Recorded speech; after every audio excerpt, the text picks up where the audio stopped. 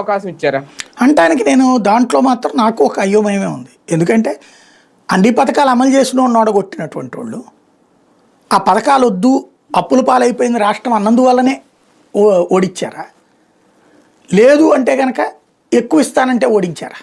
మెరుగైన సంక్షేమం అన్నారు అది ఎన్నికలకు ముందు. కాబట్టి దేని ప్రకారం ఓటేశారని పేదలు చెప్పాలి. ఆ పేదలు ఇప్పుడు నోరిప్పే పరిస్థితుల్లో లేరు వాళ్ళు.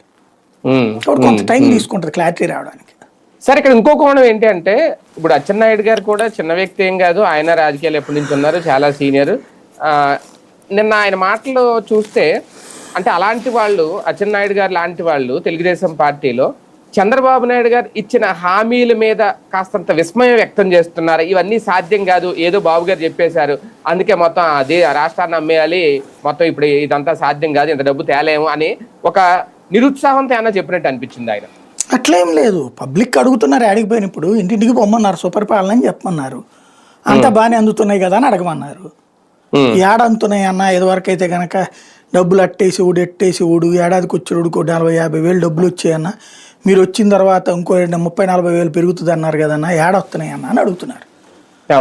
ఏడ ఇప్పుడు ఫర్ ఎగ్జాంపుల్ ఒక ఇంట్లో ఇద్దరు అయితే మహిళలు ఉంటారు కదా, వృద్ధురాలు పెన్షన్ తీసేయండి, లేడీ ఉంటుంది, వాళ్ళ కూతురు అంటే 18 ఏళ్ళు పైబడిన కూతురు లేకపోతే కోడలు, ఇద్దరులో ఎవరో ఒకరు ఉంటారుగా, కూతురు కోడలు ఎవరో ఒకళ్ళు ఉంటారు కదా, ఇద్దరు మస్ట్గా ఉంటారు.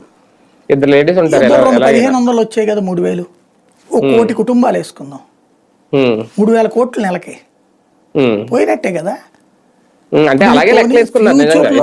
ఇస్తారు అన్న నమ్మకం అన్న ఉందా? ఇప్పుడు పెన్షన్ ఉంది, 4 నెలలు మేము ఇస్తామన్నారు, ఇచ్చారు కదా 7,000, సంబరం చేసుకున్నారు కదా. ఇప్పుడు ఫర్ ఎగ్జాంపుల్ క్రిందట ఏడాది ఫీజు రియంబర్స్మెంట్ ఇవ్వలేదు, ఏడాది ఇస్తామని ఏమన్నా చెప్తున్నారు?